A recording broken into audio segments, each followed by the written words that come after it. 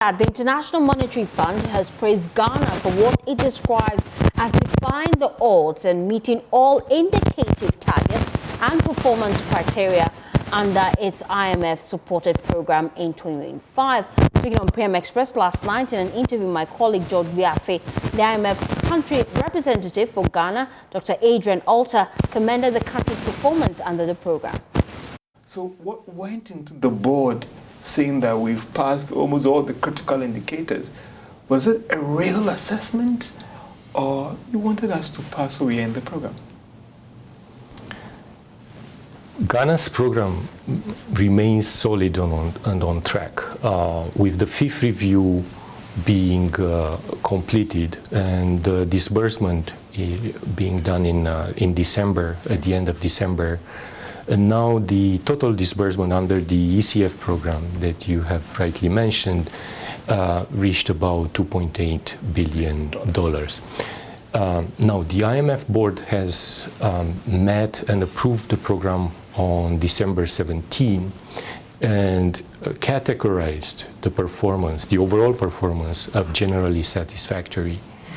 All indicative and performance criteria targets have been met, and most of the reform agenda has been concluded and implemented. The authorities implemented strong corrective actions in the aftermath of the 2024 fiscal slippages, and the 2025 macroeconomic outcomes have been better than expected. Inflation came down faster than expected. Growth exceeded expectations. Reserves have improved. The currency appreciated and stabilized. There are many macroeconomic indicators that performed very well. At the same time, the debt restructuring progress has been advanced.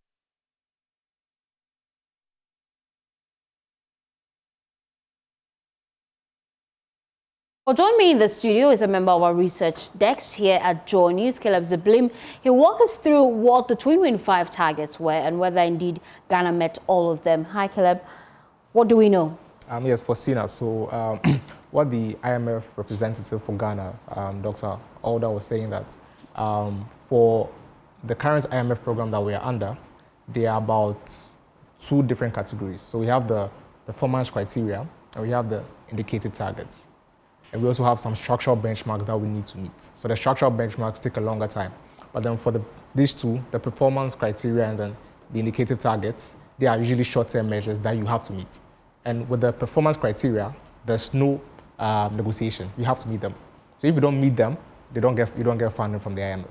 Which is why sometimes, instead of the program, instead of getting funding at a certain point in time, they have to extend for a few weeks or so because we've not met the performance criteria yet. So these are very important targets. And then for the performance criteria, we have 7 of them. And then the indicative targets, we have 4 of them.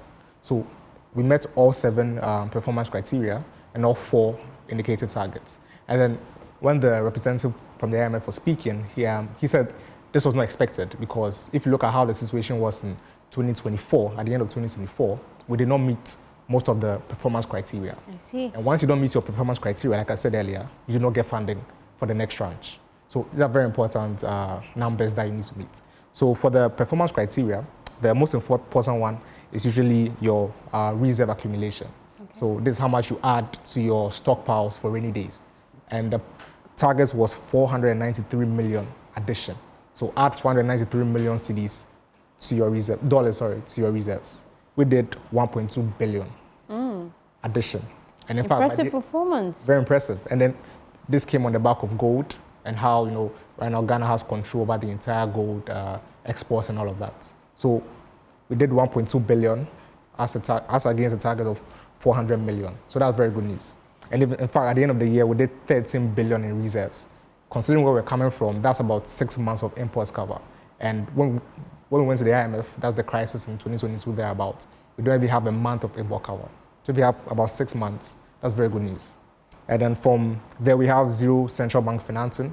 This means that the central bank should not give the government money to do its own,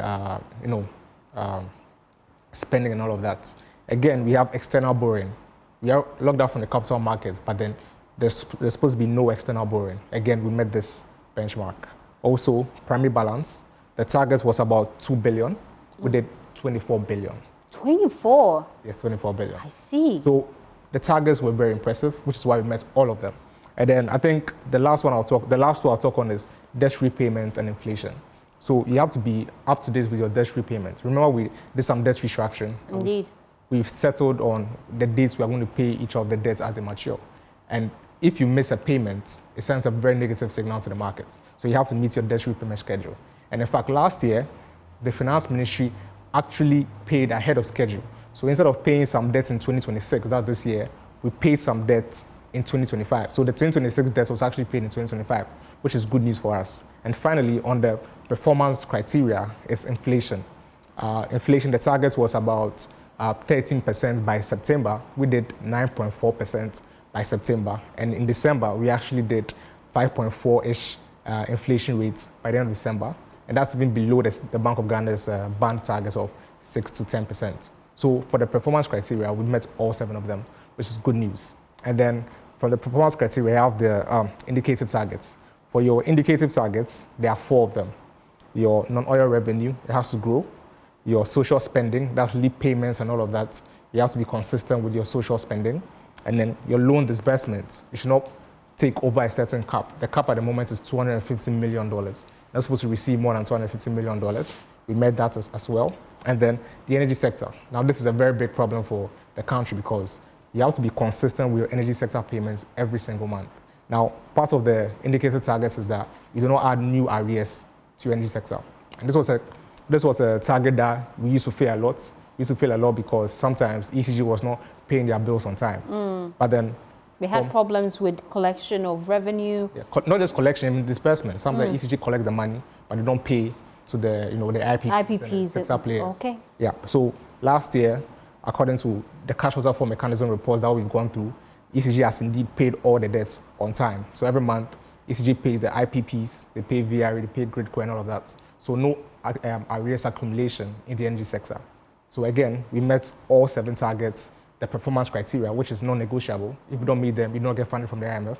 And then the indicative targets as well. These ones, you can miss some of them, but then if you miss some, it indicates that you're slipping through the program and the IMF will ask you to be in check. But again, we met all indicated targets. So this is good news for the IMF program. It's good news for us. We barely have good news, but I'm so glad we have this. Thank you so much, Caleb, for giving us that. Just to watch.